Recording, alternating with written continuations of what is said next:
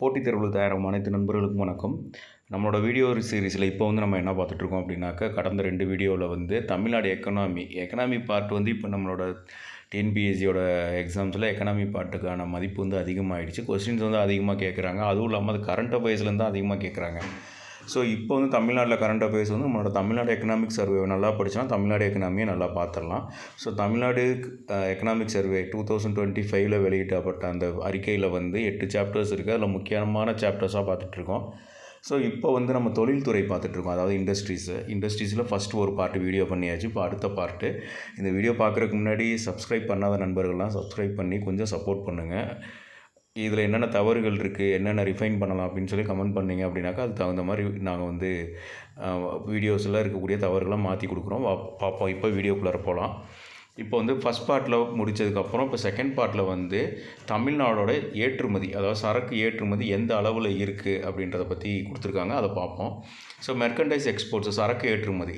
நம்ம தமிழ்நாடு கவர்மெண்ட்டோட எய்ம் என்ன அப்படின்னாக்கா 2030 வருஷம் $1 ட்ரில்லியன், அதாவது ஜிஎஸ்டிபி, மொத்த மாநில உள்நாட்டு உற்பத்தி, ஜிடிபி மாதிரியே மாநிலத்துக்கு உண்டான அந்த ஜிடிபி இருக்குது பார்த்தீங்களா, ஜிஎஸ்டிபின்னு சொல்லுவாங்க. ஸோ அது $1 ட்ரில்லியன் நம்ம அடையணும் அப்படிங்கிறதான் தமிழ்நாடு கவர்மெண்ட்டோட எய்மாக இருக்குது. ஓகேவா? ஸோ எப்போன்னு கேட்டால் 2030.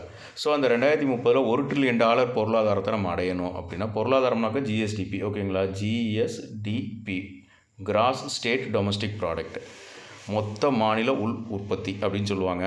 ஓகேங்களா? ஸோ அந்த இதை நம்ம அடையணும், அந்த டார்கெட்டை அடையணும் அப்படின்னாக்கா அந்த 2030 வருஷம் நம்மளோட சரக்கு ஏற்றுமதி எவ்வளோ இருக்குன்னாக்கா $100 பில்லியன் இருக்கணும். அப்படி இருந்தால் தான் நம்மளோட 100 ட்ரில்லியன் ஜிஎஸ்டிபியை அடைய முடியும், அதாவது பொருளாதாரத்தை அடைய முடியும். ஓகேவா? ஸோ இப்போ அதை வச்சு தான் இப்போ அவங்க தமிழ்நாடு கவர்மெண்ட் என்ன பண்ணுறாங்கன்னா, ஸ்கீம்ஸு, பாலிசிஸ் எல்லாமே டிராஃப்ட் பண்ணிகிட்ருக்காங்க. ஓகேவா? ஸோ தமிழ்நாட்டோட சரக்கு ஏற்றுமதி எவ்வளோவா இருக்கும், எல்லாமே டாலர்ஸில் தான். ஸோ ஃபஸ்ட்டு பாருங்கள், 2019-20 அந்த நிதியாண்டில் எவ்வளோ இருந்திருக்கு அப்படின்னு பார்த்தாக்க சரக்கு ஏற்றுமதியோட மதிப்பு $30.1 பில்லியன். ஓகேங்களா? எல்லாமே டாலரில் இருக்குது. அதே 2024-25 எத்தனை பில்லியன் டாலர்னு பார்த்தீங்கன்னா $51.89 பில்லியன் இருக்குது 2024-25. கிட்டத்தட்ட 1.7 டைம்ஸ் அதிகரிச்சிருக்கு. ஓகேவா? சரி, ரைட்டு. ஸோ இந்த வேல்யூஸ் நல்லா பார்த்துக்கோங்க. ஓகேவா? வேல்யூஸ் நல்லா பார்த்துக்கோங்க.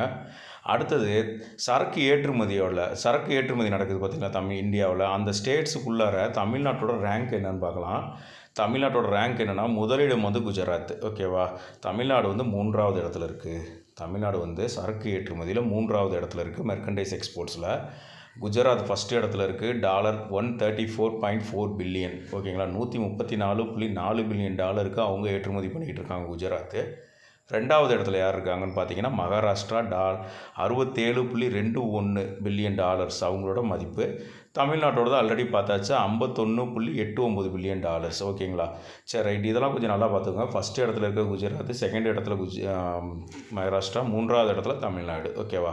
வேல்யூஸ் தெரிஞ்சுக்கோங்க. இப்போலாம் வேல்யூஸ்லாம் கேட்டுட்ருக்காங்க. தமிழ்நாட்டோட வேல்யூவை பார்த்துக்கோங்க. தமிழ்நாட்டிலேருந்து அதிகமாக ஏற்றுமதி செய்யக்கூடிய பொருட்கள் என்னென்ன அப்படின்னு பார்க்கலாம். ஃபஸ்ட்டு பொறியியல் பொருட்கள், அதாவது இன்ஜினியரிங் ப்ராடக்ட்ஸு. அடுத்தது மின்னணு சாதனங்கள், $9,563 மில்லியன். ஓகேங்களா?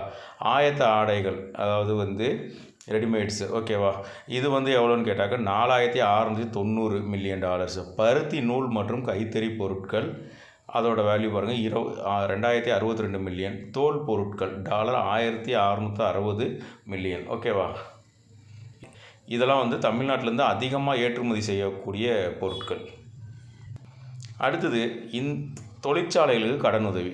இந்தியாவில் தொழிற்சாலைகளுக்கு கடன் உதவி பண்ணுறது யாருனாக்க அட்டவணைப்படுத்தப்பட்ட வர்த்தக வங்கிகள், அதாவது ஷெட்யூல்டு கமர்ஷியல் பேங்க்ஸ்னு சொல்லுவாங்க. அந்த ஷெட்யூல்டு கமர்ஷியல் பேங்க்ஸ் தான் தொழிற்சாலைகளுக்கு கடன் உதவி அதிகமாக கொடுத்துட்ருக்காங்க. ஓகேவா?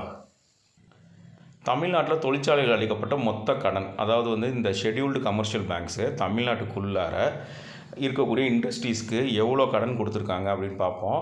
2019-20 $2.5 லட்சம் கோடி. இதெல்லாம் ரூபாயில். ஓகேங்களா? டாலர்னு வந்துச்சுன்னா மில்லியன், பில்லியன், ட்ரில்லியன்னு வரும். அதே நேரத்தில் ரூபாயில் வந்துச்சு அப்படின்னாக்கா எல்லாமே லட்சம், கோடி அப்படின்னு தான் வரும். ஓகேவா? 2019-20 எவ்வளோ அப்படின்னு கேட்டிங்கனாக்க $2.5 லட்சம் கோடி கொடுத்துருக்காங்க. 2023-24 எவ்வளோனா $3.15 லட்சம் கோடி. கிட்டத்தட்ட ஒரு 50 லட்சம் அதிகமாக இருக்குது. ஓகேங்களா? ஸோ 2019-20 2.5 லட்சம் கோடி, 2023 24 3.1 லட்சம் கோடி. ஓகேவா? சரி. தொழிற்சாலைகளுக்காக அதிகமாக கடன் பெற்றுள்ள மாநிலங்கள். அந்த மாநிலத்துக்குள்ளார இருக்க தொழிற்சாலைகளுக்காக அந்தந்த மாநிலங்கள் ஷெட்யூல்டு கமர்ஷியல் பேங்க்ஸ், அதாவது அட்டவணைப்படுத்தப்பட்ட வர்த்தக வங்கிகள்லேருந்து அதிகமாக கடன் வாங்கின மாநிலங்கள், அவங்கவுங்க மாநிலத்துக்குள்ளார இருக்க அந்த தொழிற்சாலைகளுக்காக. அதில் பார்த்தோம் அப்படின்னா அதுலேயும் தமிழ்நாடு வந்து 3வது இடத்துல தான் இருக்குது. ஆனால் முதலிடம் யாருன்னா மகாராஷ்டிரா, 2வது இடம் குஜராத். ஏற்றுமதியில் ஃபஸ்ட்டு குஜராத் இருந்தாங்க, 2வது மகாராஷ்டிரா இருந்தாங்க. இது அப்படியே மாறிக்கிச்சு. ஃபஸ்ட்டு மகாராஷ்டிரா அதிகமாக கடன் வாங்குகிற மாநிலம், 2வது குஜராத் அதிகமாக கடன் வாங்கி அவங்களோட தொழிற்சாலைகள் கொடுக்குற மாநிலம். தமிழ்நாடு அதை சேம் 3வது இடத்துல இருக்குது. சரிங்களா? அடுத்தது அந்நிய நேரடி முதலீடு. அந்நிய நேரடி முதலீடை பொறுத்தவரைக்கும் எஃப்டிஐ, ஃபாரின் டைரக்ட் இன்வெஸ்ட்மெண்ட்னு சொல்கிறது.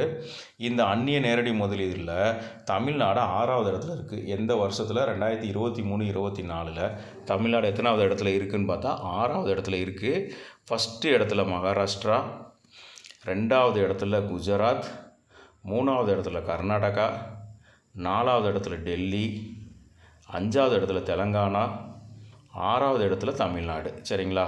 ஸோ மகாராஷ்டிரா, குஜராத், கர்நாடகா, டெல்லி, தெலுங்கானா, தமிழ்நாடு, இது எல்லாமே வரிசையாக இருக்குது. தமிழ்நாடு எத்தனாவது இடத்துல இருக்குது அப்படின்னாக்கா எப்படியில் 6வது இடத்துல. வருஷத்தை பார்த்துக்கோங்க, 2023 24 6வது இடம் தமிழ்நாடு. சரிங்களா?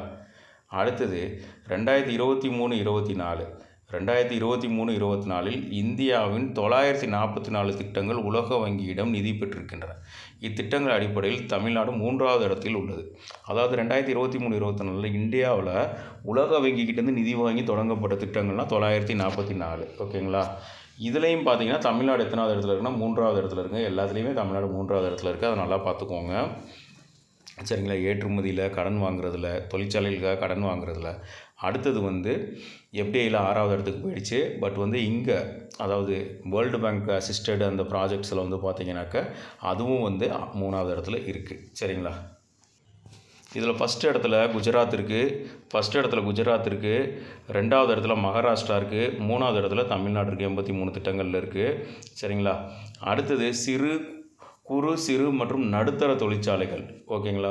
மைக்ரோ ஸ்மால் மீடியம் என்டர்பிரைசஸ்ன்னு சொல்லுவாங்க.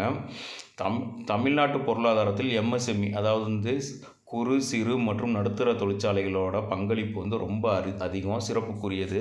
இதோட சிறப்பு அம்சங்களை பார்த்துக்கோங்க.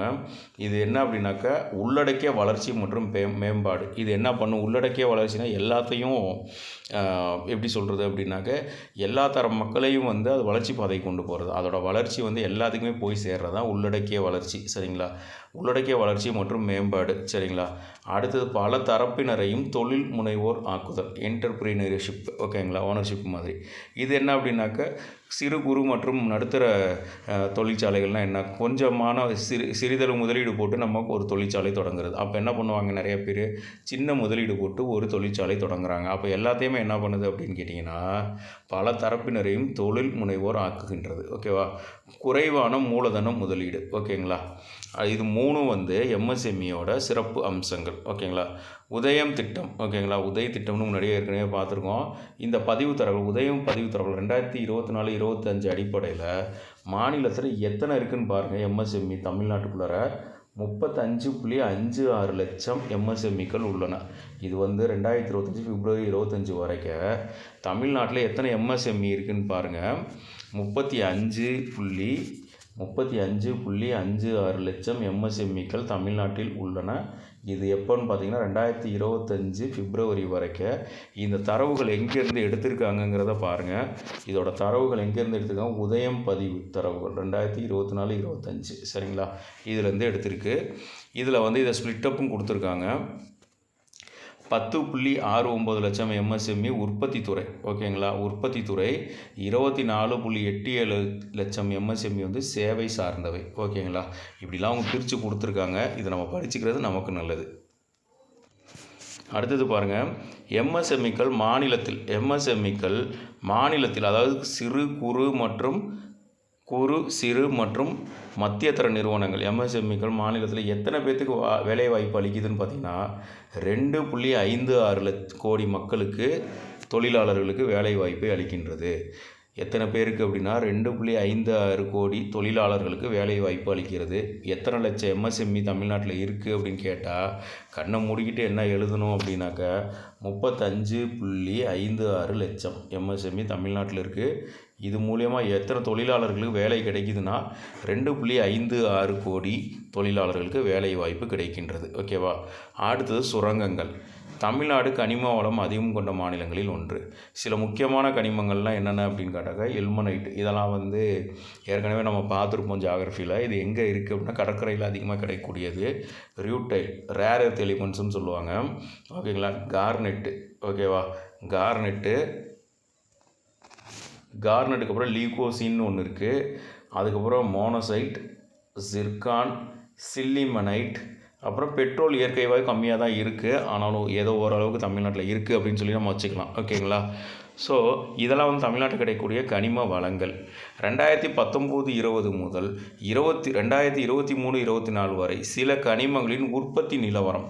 எதெல்லாம் உற்பத்தி அதுக்கு கொடுத்துருக்கிறது மட்டும் அந்த புக்கில் என்ன கொடுத்துருக்காங்களோ அதை மட்டும் நான் கொடுத்துருக்கேன். 2019-20லேருந்து 2023-24 வரைக்கும் கனிமங்கள் உற்பத்தி நிலவரம். சில கனிமங்களோட உற்பத்தி நிலவரம். சுண்ணாம்புக்கல் உயர்ந்திருக்கு. சுண்ணாம்புக்கல்லோட உற்பத்தி இந்த பீரியடில் உயர்ந்திருக்கு. லிக்னைட்டோட உற்பத்தி இந்த சேம் பீரியடில் குறைஞ்சிருக்கு. ஓகேங்களா? கச்சா எண்ணெயோட உற்பத்தியும் இந்த சேம் பீரியட் 2019-20 நிதியாண்டுலேருந்து 2023-24 நிதியாண்டு வரை உள்ள காலகட்டத்தில் குறைஞ்சிருக்கு. அவ்வளோதான். இதெல்லாம் நம்மளோட தமிழ்நாடு எக்கனாமிக் சர்வேல இருக்குது. இதோட அவ்வளோதான். இண்டஸ்ட்ரீஸ் முடிஞ்சிருச்சு. ஓகேங்களா? இண்டஸ்ட்ரீஸ் ரொம்ப சின்னது தான். No more problem. இதுக்கப்புறம் சேவைகள் துறை இருக்குது. ஸோ இதை மட்டும் நீங்கள் நல்லா படித்து அடுத்தடுத்து வரக்கூடிய கொஸ்டின்ஸுக்கு ஆன்சர் பண்ணுங்கள். நன்றி, வணக்கம்.